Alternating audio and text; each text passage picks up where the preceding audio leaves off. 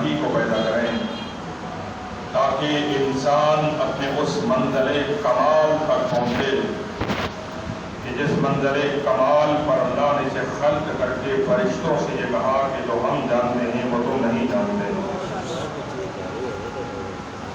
لہذا جتنے بھی تکالیف شرعیہ انسان کے لیے موجود ہیں، یعنی شریعت نے جس کا پابند انسان کو قرار دیا، وہ اس بنیاد پر نہیں ہے کہ بعض لوگ اس طرف سوچتے ہیں کہ شاید معاذ اللہ خدا کوئی سزا دینا چاہتا ہے، لہذا ہمیں مقید کیا، شریعت ہے کہ ہمیں مقید کر دیا. نہیں، سزا نہیں دینا چاہتا. خداوند متعال چونکہ انسان کو بربادی اور تباہی سے بچانا چاہتا ہے، لہذا اس پروردگار عالم نے خود ایک حدود قرار دی. شریعت یعنی وہ ضابطہ، وہ حدود کہ جس کے اندر رہ کر انسان اپنے آپ کو محفوظ کر سکتا ہے، ظاہری اعتبار سے بھی اور باطنی اعتبار سے بھی. دنیا بھی محفوظ رہے اور اس انسان کی آخرت بھی محفوظ رہے. یہ فلسفہ ہے. تمام تکالیف شرعیہ جو ہیں، یعنی تکلیف شرعی تکلیف ہوتی ہے جب درد ہوتا ہے تو تکلیف ہوتی ہے. تکلیف شرعی یہ ہے کہ انسان مکلف قرار دیا گیا ہے کہ آپ کو خدا کی طرف سے یہ کام کرنا ہے، یہ زحمت آپ کو اٹھانی ہے. مثلا دن میں 5 مرتبہ انسان کو پابند کیا گیا کہ وہ 5 مرتبہ خدا کی بارگاہ میں حاضری دے. 5 مرتبہ پروردگار عالم کی بارگاہ میں آئے. 5 مرتبہ خداوند متعال کی بارگاہ میں کھڑے ہو کر پروردگار عالم سے یا اجتماعاً گفتگو کرے یا ون ٹو ون گفتگو کرے، خدا سے اپنے رابطے کو بہتر کرنے کی کوشش کرے. کیوں؟ اب اس کے فلسفے میں جاؤں گا تو بہت زیادہ ہوگا. مجھے جو گزارشات کرنا ہے کہ کیوں ہے 5 مرتبہ بلایا جا رہا ہے. یا ہمارے ہاں بطور استحباب مستحب ہے کہ شیعہ حضرات 2 نمازیں ملا کے پڑھتے ہیں. البتہ بعض شیعہ حضرات اس حوالے سے بڑے انتہا پسند ہے، وہ کہتے ہیں 2 نمازیں ملا کے نہ پڑھی جائیں تو کوئی کفر سرزد ہو جائے گا اگر کسی نے الگ الگ نمازیں پڑھی. نہیں، مستحب ہے کہ آپ 2 نمازیں ملا کے پڑھیے، اور اگر کوئی الگ الگ بھی پڑھنا چاہتا ہے تو کوئی حرج نہیں ہے، وہ الگ الگ بھی پڑھ سکتا ہے.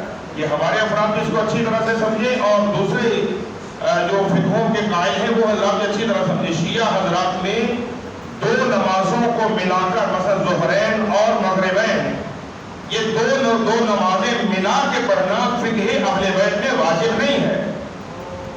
یہ مستحب ہے کہ آپ 2 نمازیں ملا کے پڑھیں. اور دلیل کیا ہے؟ دلیل یہ ہے کہ فاستبقوا الی الخیرات، نیکی کے کاموں میں جلدی کیجیے. چونکہ ظہرین کا وقت، ظہر اور عصر کا وقت زوال آفتاب سے شروع ہو جاتا ہے، لہٰذا 4 رکعت پڑھنے کے بعد اب آپ کے پاس دوسری نماز کا وقت شروع ہو چکا ہے.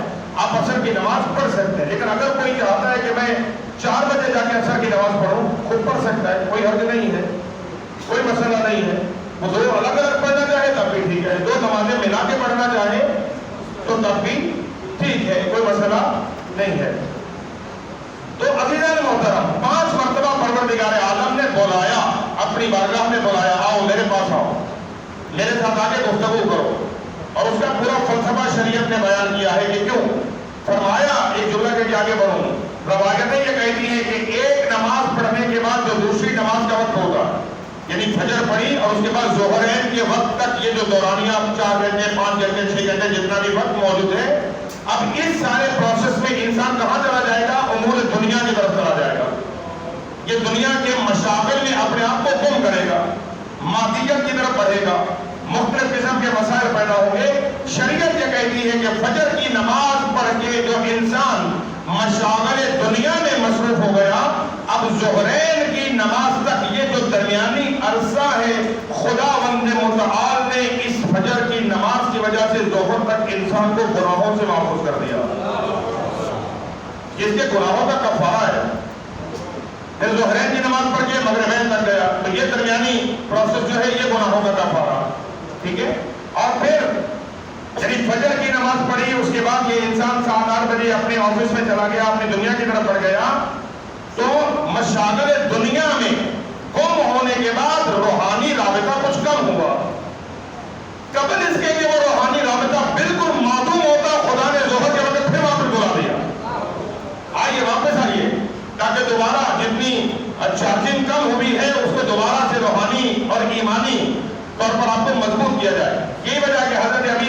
علی ابن ابی طالب علیہ السلام والسلام. حضرت کا فرمان گرامی ہے، مولا فرماتے کہ جب انسان حالت نماز میں ہوتا ہے اور نماز کے مصلی پر یہ کھڑا ہوتا ہے، اگر یہ جان لے کہ حالت نماز میں خدا کی کتنی رحمتیں اور برکتیں انسان کو گھیرے ہوئے ہیں اور کس قدر لطف الہی اس نمازی پر نازل ہو رہا ہے، یہ کبھی بھی حالت نماز سے باہر نہ نکلے گا. کبھی بھی حالت نماز سے باہر نہ. ہم کبھی اس فلسفے پر غور کریں، کبھی اس فلسفے پر غور کریں کہ آپ جب حالت نماز میں ہوتے ہیں، ادھر آپ نے اللہ اکبر کہا، کتنی خدا کی صفتیں ہیں جو آپ کے اندر پیدا ہوتی ہیں.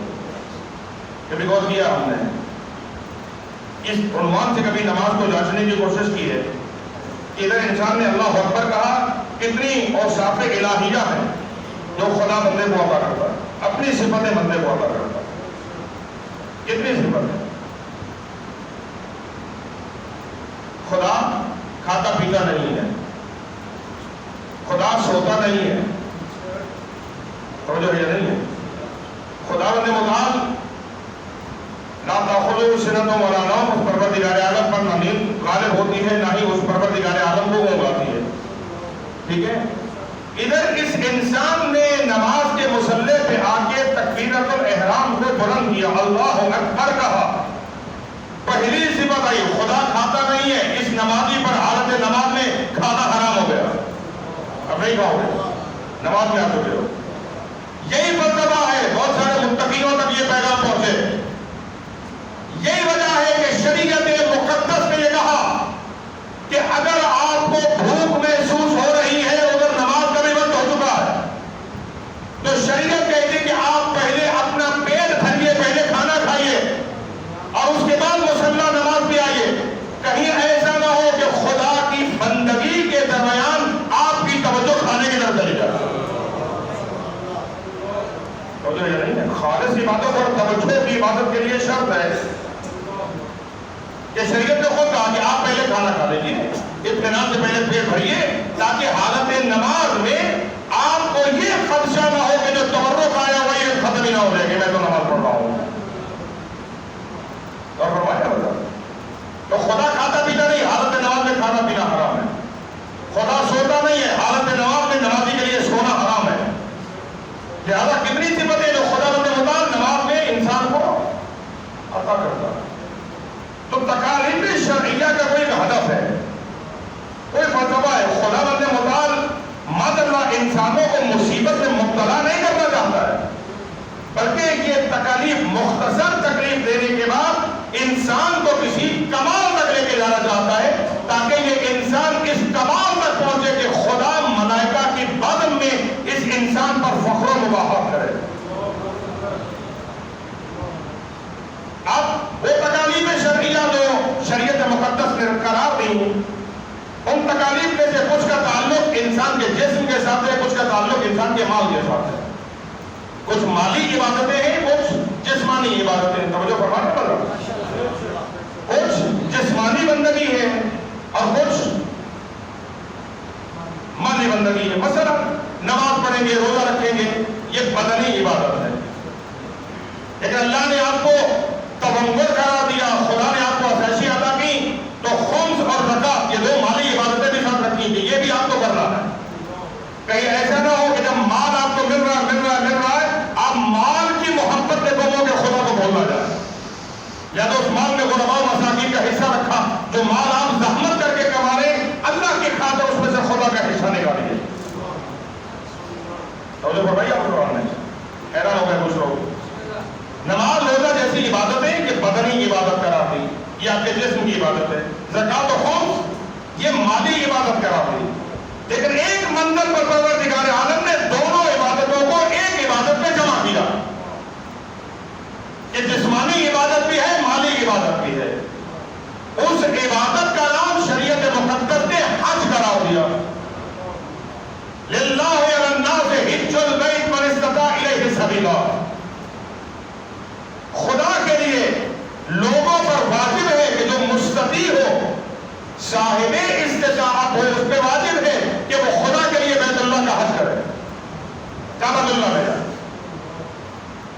یہ مالی عبادت بھی ہے اور بدنی عبادت بھی ہے، یعنی آپ کو اللہ کی خاطر مال خرچ کر کے کعبہ جانا ہے اور پھر کعبۃ اللہ میں جا کر آپ کو 2 چادروں میں، کوئی ارب ہے اور روپیہ کا بھی مالک ہے تو اسے بھی 2 ہی چادریں پہننی ہے، اور کوئی بالکل فقیر ہے اگر اور وہ بھی کعبے میں ہے تو اسے بھی 2 ہی چادریں پہننی ہے۔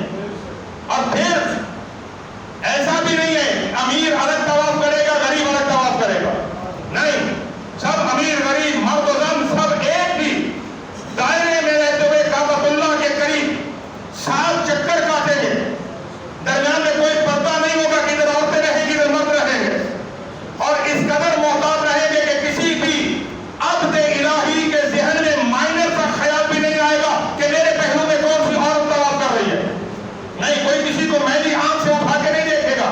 پروردگار کیوں جب پردہ واجب ہے تو یہاں کعبۃ اللہ نے پردہ لگوائیے، کہ نہیں پردہ لگوا کے پردہ کروانا کیا کمال ہوا۔ ہم یہ چاہتے ہیں کہ جب مرد و زن ایک ہی معاشرے میں ایک ہی جگہ پر کاندھے سے کاندھا ملا کے بھی طواف کریں تو اتنے متقی ہو جائے کہ گناہ کا تصور بھی ذہنوں میں آنے نہ پائے۔ اور یہ ذہن رکھیے گا، یہ حج بیت اللہ میں جو بھی 4 دن یا 5 دن یا 6 دن کا پروسیس ہوتا ہے، یعنی 8 ذی الحج سے شروع ہو کر یہ 12 یا 13 ذی الحج تک جو سلسلہ جاری رہتا ہے وہاں پر یہ پورے کا پورا پروسیس گویا کہ پوری کی پوری شریعت کی عملی تمرین وہاں کروائی جا رہی ہے۔ اور جب ہمارے بڑے سما بھیجنا محمد و اہل بیت محمد پر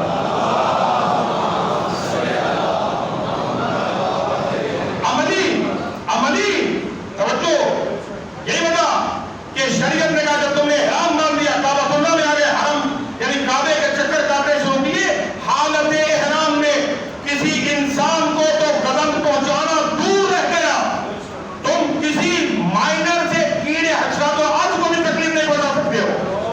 اگر جان بوجھ کر تم نے کسی ایک چیونٹی کو بھی جان بوجھ کے مارا تو تمہیں اس کا کفارہ دینا پڑے گا، تمہاری عبادت میں نقد لگے گی، تمہاری عبادت میں نقص لگے گا۔ کیوں؟ اس لیے کہ خدا چاہتا ہے جب مسلمان ہو تو پھر پیغمبر نے کہا ہے مسلمان وہ ہوتا ہے جس کی ہاتھ اور زبان سے دوسرا مسلمان محفوظ رہے۔ اور اس وقت تم کعبہ میں ہو، خدا کے گھر کے قریب ہو، لہذا تم کیسے کسی مخلوق کے خدا کو نقصان دے سکتے ہو؟ اور یہ پریکٹس وہاں کروائی جا رہی ہے، توجہ عزیزان محترم، یہ کعبہ میں بلا کر خداوند مطہر حاجیوں سے پریکٹس کروا رہا ہے کہ اگر کعبے میں کسی حشرات الارض کو بھی مارنا حرام ہے تو پھر تم اپنی عملی زندگی میں کسی اشرف مخلوق کا گلا کیسے کر سکتے ہو، کہ تم کسی انسان کو تکلیف کیسے پہنچا سکتے ہو؟ یہ ایسا نہیں ہے کہ ابھی موجودہ صورتحال میں مثلا جو پرائیویٹ حج کرنے گئے وہ 12 سے 14 لاکھ روپیہ لگا کے گئے، جو سرکاری اسکیم کے تحت وہ 9 یا 10 لاکھ روپیہ لگا کے حج پہ گئے، یہ 9-10 لاکھ روپیہ لگا کے جانا اور 40 دن کعبۃ اللہ میں رہ کے پاکستان میں واپس آنا اور زمزم کی بڑی بڑی بوتلیں اٹھا کے لے آنی، یہ حج نہیں ہے، یہ حج نہیں ہے۔ یہ سوچ کے جانا ہے کیا یہاں سے لے کے گئے ہیں وہاں سے کیا لے کے آئے، ناراض ہو گئے یہ سوچ کے جانا ہے یہاں سے اللہ کے گھر کیا لے کے گئے، اور جب خدا نے وہاں سے رخصت کیا تو کیا لے کے آئے۔ ہماری صورتحال یہ ہے کہ ہم کعبہ سے واپس آ رہے ہیں تو کوئی سونا لے کے آ رہا ہے، کوئی چاندی لے کے آ رہا ہے، گلندم لے کے آ رہا ہے، کوئی ٹوپیاں لے کے آ رہا ہے، کوئی تسبیحاں لے کے آ رہا ہے، میں یہ فلاں کے لیے توحفہ مولانا صاحب قبلہ نماز پڑھاتے مسجد میں حج کی شہادت ملی تھی لہٰذا میں قبلہ کے لیے فلاں چیز لے کے آیا ہوں، مثال دے رہا ہوں بھائی، تقاضا نہیں کر رہا ہوں کہ میں یہ چیز فلاں چیز مولانا کے لیے لایا، یہ فلاں چیز اس کے لیے لایا، نہیں۔ اسی لیے حضرت اقبال نے 2 مصرے کہے کہ اقبال ان زائرین کعبہ سے پوچھے کوئی، اقبال ان زائرین کعبہ سے پوچھے کوئی، حج کا تحفہ زمزم کے سوا کچھ بھی نہیں،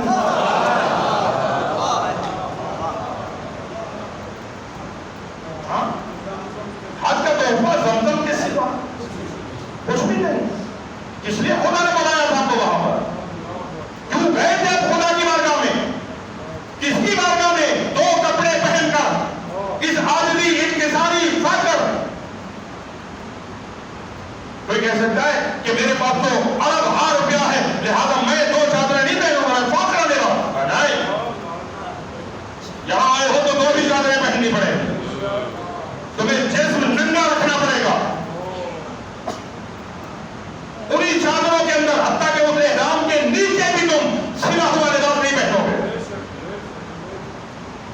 جتنے دن تمہارے جسم پر احرام ہے تم خوشبویات کا استعمال نہیں کر سکتے ہو، خوشبو والا کھانا نہیں کھا سکتے ہو، تمہیں سادہ کھانا کھانا پڑے گا، تم آئینہ نہیں دیکھ سکتے، تم آرائش و زیبائش نہیں کر سکتے.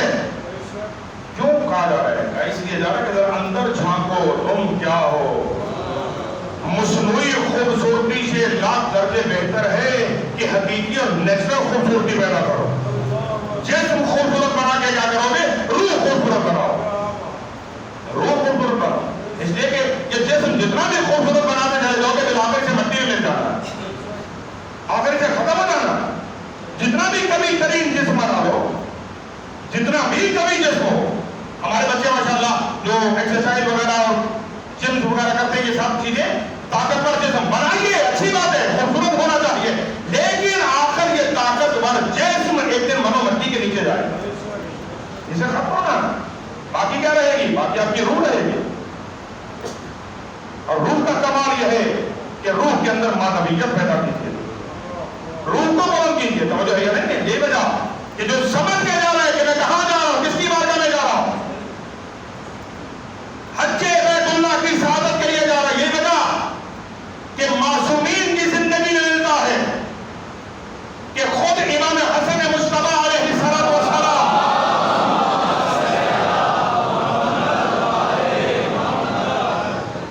25 حج امام نے 25 حج زندگی میں امام نے پیدل چل کے کیا.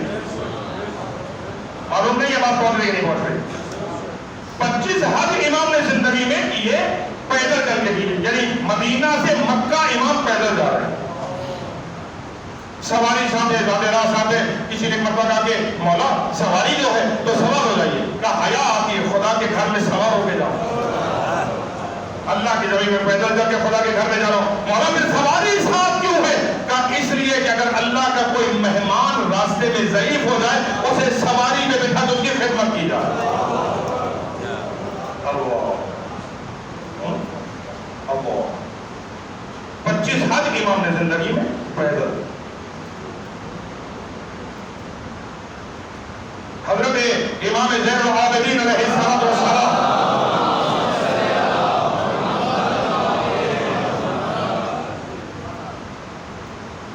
کتنے حج امام کی زندگی پیدل چل کے کی. امام کعبہ میں موجود ہے. ابھی آپ لائیو سیشن دیکھ رہے ہوں گے ماشاءاللہ. اب تو سیل فون ہر بندے کے پاس ہوتا ہے. تمام حاجی صاحبان کعبے کے قریب اپنی سیلفیاں بنا کے بھیجے جا رہے ہیں. اور بھائی سیلفی لینے کے لیے گئے تھے یا کعبہ کی زیارت کرنے گئے تھے؟ یہ عجیب مصیبت ہو گئی ہے. یہ عجیب مصیبت ہو گئی ہمارے لیے، عجیب مصیبت. معذرت کے ساتھ آپ ناراض بھی ہو جائیں تو یہ جملہ کہنا اپنے مواجب سمجھتا ہوں. یہ عجیب مصیبت ہو گئی ہے. مجلس امام حسین ہو رہی ہے تو اگر مولانا صاحب ممبر میں جا رہے ہیں، ممبر میں جانے سے پہلے سیلفیاں. مذہب اہل بیت بیان ہو رہے ہیں، مذہب میں کسی کی توجہ ذکر اہل بیت کی طرف نہیں ہے، فوراً سیلفیاں اٹھاؤ. شبیہ مقدس برآمد ہو گئی ہے. قبل اس کے لوگ شبیہ کو موسیٰ دے کے ماتم کر کے گریہ کر کے اہل بیت کی بارگاہ میں نذرانہ کرتے، فوراً تابوت کے سامنے سیلفیاں اتر رہی ہیں. پھر دو کیا ہو گیا ہے؟ کیا ہو گیا ہے؟ کس فوبیا کا شکار ہو گئے ہو؟ عبادت نہیں ہے. زائر یہاں سے کربلائے معاملہ پہنچا قبل اس کے کہ اس کی حرم مطہر کے گنبد حسین پر نظر پڑتی اور نظر پڑ کے اس کی آنکھوں سے آنسو جاری ہوتے کہ مولا میں اس لائق نہیں تھا جہاں پہ آپ نے مجھے بلا دیا. وہ قبل اس کے توجہ ایمان کے ہو جائے وہ فوراً گنبد کی سیلفی کھینچ کے فیس بک پہ اپلوڈ کر کے کہہ رہے ہیں الحمدللہ ہم کربلا پہنچ گئے. یعنی چھلے خدا دنیا سے لائکس لینے سے کروڑ ہاں درجے بہتر ہے ایسا کچھ کرو کہ خدا تمہیں لائک کرے، اہل بیت تمہیں پسند کرے. اس فوبیا سے باہر نکلیے.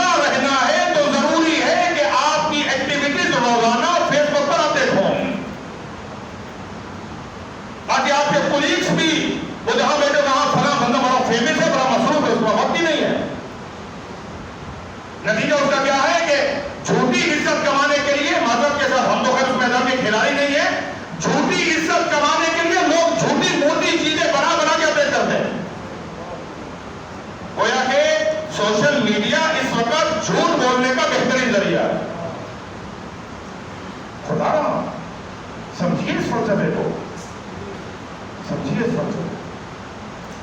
حج میں اللہ نے آپ کو اس لیے نہیں بلایا کہ آپ سیلفی اتار کے وطن میں بھیجیے اور لوگوں کو بتائیے ابھی ہم وہاں پہ کیا کر رہے ہیں۔ وہاں خدا نے آپ کو بلایا تھا کہ آئیے خدا کی بارگاہ میں آ کر خالصتاً اللہ کے ساتھ اپنا رابطہ دیجیے۔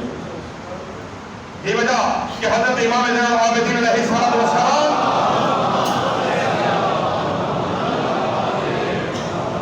امام علیہ السلام کی حیات طیبہ میں ہے کہ مولا کعبۃ اللہ میں موجود ہے اور طواف بیت اللہ میں امام مصروف ہے۔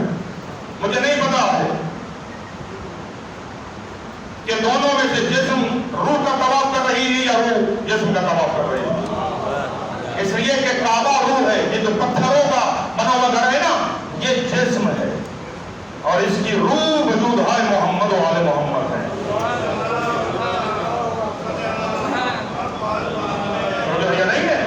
یعنی کعبہ کی روح کیا ہے؟ ولایت محمد و آل محمد روح ہے۔ اگر کوئی حاجی طواف کعبہ میں مصروف ہے اور بغض علی اس کے دل میں تو پھر عزیزو یہ نصیب کا چکر ہے، طواف نہیں ہے۔ یہ چکر کا چکر ہو رہا، یہ مال کے ساتھ بھی چکر ہو گیا، یہ جسم کے ساتھ بھی چکر ہو گیا۔ واضح ہو رہی ہے بات؟ امام طواف کعبہ میں مصروف، اب مجھے تلبیہ پڑھنا ہوتا ہے نا، جب آپ طواف کر رہے ہیں رکن یمانی سے شروع کر کے آپ طواف شروع کرتے ہیں تو مسلسل تلبیہ پڑھنا، لبیک اللہم لبیک لا شریک لک لبیک ان الحمد والنعمت لا شریک لک لبیک، یہ سب تلبیہ مسلسل تلبیہ کہنا۔ کبھی خدا کرے جس پہ غور ہو، لبیک اللہم لبیک، پروردگار حاضر ہے، پروردگار تیرا بندہ حاضر ہے، لا شریک لک لبیک، اے لا شریک تیرا بندہ حاضر ہے۔ کعبے میں کہہ رہے تو لا شریک ہے، عمل کہہ رہے کہ نہیں کوئی اور شریک ہے۔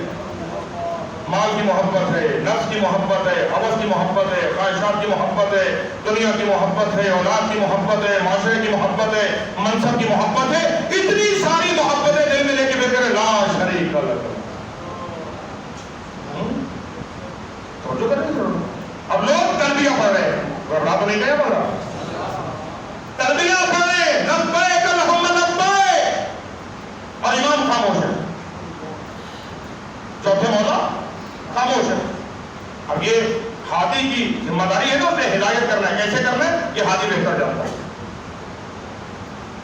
کسی نے امام کا شانہ ہلایا، مولا تلبیہ نہیں پڑھ رہا ہے، ہائے ہائے بھائی امام تشریف فرما ہے نا، مولا لے آ جائیں، آگے تشریف فرما ہو جائیں اور وقت نماز ہو اور امام مثلا نماز نہ دل فرض نماز نہ پڑھ رہے تو کسی نمازی کو حق ہے کہ وہ امام کو متوجہ کرے کہ آپ نماز کیوں نہیں پڑھ رہے؟ اور ایک جاہلو یہ سوچو جو نماز ہے وہ خود ہی تو بیٹھی ہوئی ہے، اس کا اپنا وجودی تو نماز ہے، اگر نہیں پڑھ رہے تو کوئی مصلحت ہے نا، آپ کو حق نہیں ہے۔ یہی وجہ ایک جملہ کہہ دیا کہ بڑھو دو خود تمام ہو رہا ہے کہ جب حضرت صفین لڑکے واپس آ رہے ہیں تو ابھی عراق میں جو بابل کی سرزمین پر مسجد رد شمس موجود ہے، ٹھیک ہے، جہاں پہ مولانا سورج پڑ جایا، اس سے پیچھے بابل کی سرزمین پر جب امام گزرے ہیں تو ظہر کی نماز کا وقت ہوا، نمازیوں نے نماز سے کہا کہ نماز پڑھیے، علی مولا سے کہا آقا نماز پڑھیے، امام نے فرمایا کہ میں اس سرزمین پر نماز نہیں پڑھوں گا۔ کیوں؟ فرمایا کہ جس سرزمین پر اللہ کا عذاب نازل ہو چکا ہو، نبی اور مسیح کے نبی کے لیے جائز نہیں وہاں سجدہ کرے۔ تم پڑھنا چاہتے ہو پڑھو، علی مولا یہ کہہ کے آگے بڑھے، لشکر رکا، لوگ سواریوں سے اترے، وضو کیا، لوگ نماز پڑھنے لگے۔ انہی میں چند ایک لوگ تھے جو علی شناس تھے، جو علی شناس تھے، انہوں نے کہا جب علی سواری سے نہیں اترے تو ہم کیوں اترے؟ ہم تو علی مولا کے نقشے قدم پہ چل رہے ہیں نا، اللہ اگر پوچھے گا تو ہم کہیں گے مولا تھے صاحب، ہم نے تو علی کی ابتدا کی۔ علی مولا آگے بڑھے، چلتے چلتے اسی مقام پر بابل جنجارت شمس مسجد بنی ہوئی ہے، یہاں جب مولا پہنچے تو امام نے ایک صحابی بھی نام دیا سے نکلا، اسے کہا کہ آذان ظہر دو۔ مولا سورج غروب ہو گیا، مغرب کا وقت ہوا جاتا ہے، علی فرما رہے کہ میں ظہر کی نماز کا وضو کر رہا ہوں، تم ظہر کی آذان دو۔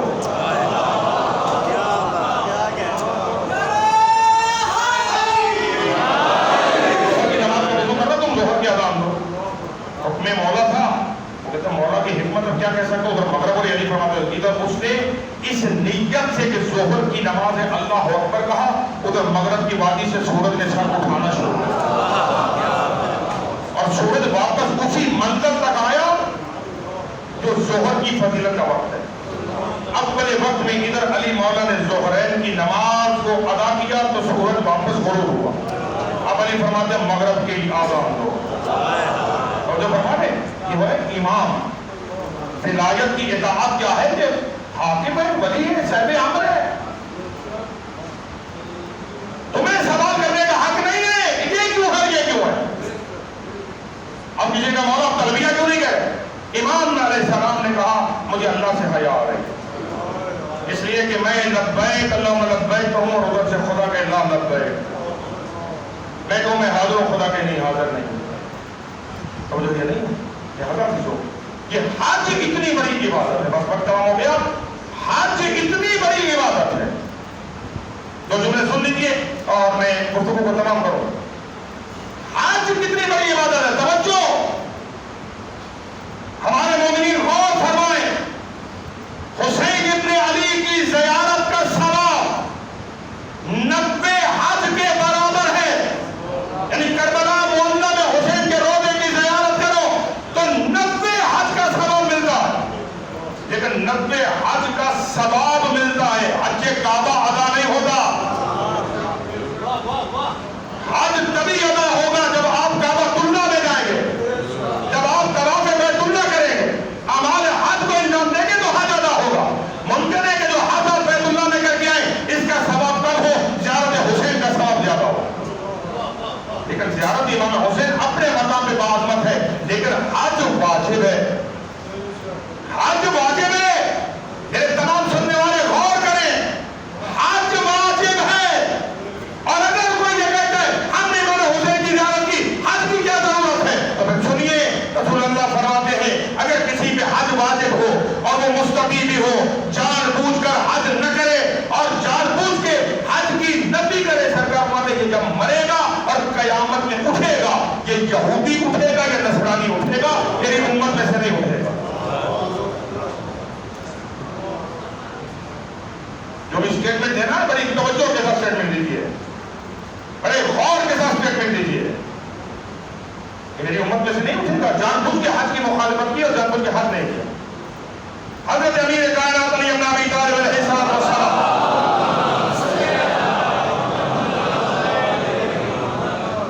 حضرت فرماتے کہ حج کیا ہے، سنیے، فرماتے حج البیت والعمرہ، کعبہ کا حج اور عمرہ یہ دو چیزیں کیا ہے، فَإِنَّهُمَا يَنْفِيَانِ الْفَقْرَ، پہلا فائدہ یہ پہنچتا ہے جو حج بیت اللہ ادا کرتا ہے یا عمرہ مبارک ادا کرتا ہے، خدا بند مطابق اس سے فقر اور غربت و تنگدستی کو دور کر دیتا ہے۔ یکفران الذنب، حج کرنے کے بعد خدا انسان کے گناہوں کو معاف کر دیتا ہے۔ یوجبان الجنہ، علی فرماتے ہیں حج اور عمرہ یہ ایسی بندگی ہے کہ حج کرنے کے بعد اللہ جنت کو حاجی پہ واجب کر دے گا۔ اتنی بڑی بندگی ہے اور کتنی عظیم بات ہے، جملہ اگر میں تمام کروں، اتنی بڑی بندگی ہے۔ آج سرزمین مکہ پر لوگ وقوف عرفات کر رہے ہیں، روز عرفہ ہے سرزمین مکہ پر۔ عرفہ کیا یعنی انسان کی مغفرت کے یہ جو چیزیں بیان ہوئی ہیں ان میں سے میدان عرفات ایک عظیم میدان تھا۔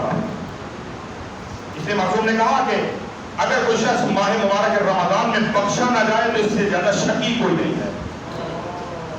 یہ بدترین انسان ہے کہ ماہ رمضان آیا یہ بخشا نہیں گیا، مولا کوئی اور بخشش کا ذریعہ فرمایا ہاں ماہ رمضان کے بعد پھر میدان عرفہ، عرفہ کے دن حاضر ہو کے خدا سے اپنی مغفرت کی دعا کرو۔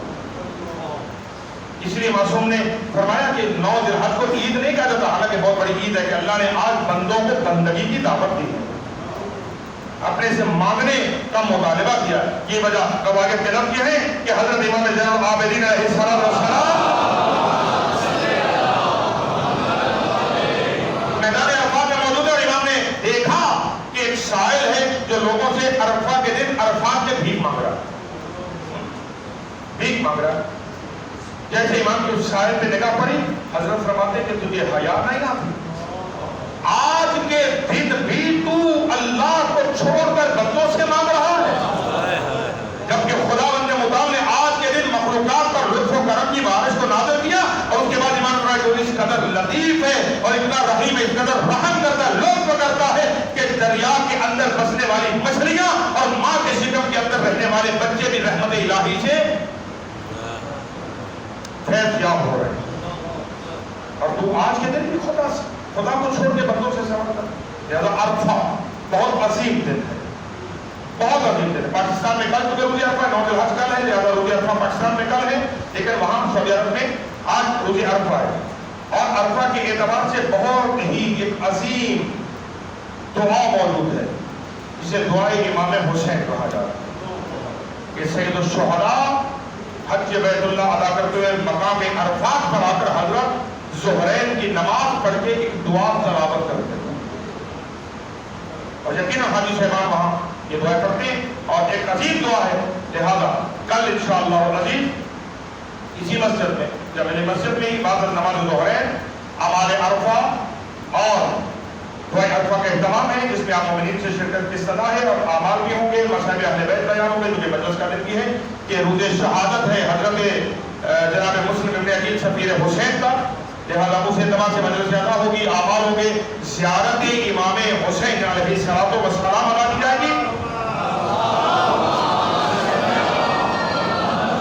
زیارت کا ثواب عرفہ کے دن امام کی زیارت کا ثواب 1000 حج اور 1000 عمرے کے برابر ہے۔ لہذا دعوت فکر ہے کہ کل کا دن ضائع نہ کیجیے۔ خداوند متعال انشاءاللہ تمام مومنین و مومنات کو کل کی بابرکت دن کی فضل و برکات سے مستفید ہونے کی توفیق عطا فرمائے۔ بسم اللہ الرحمن الرحیم، قل هو اللہ احد اللہ الصمد لم یلد ولم یولد ولم یکن له کفوا احد۔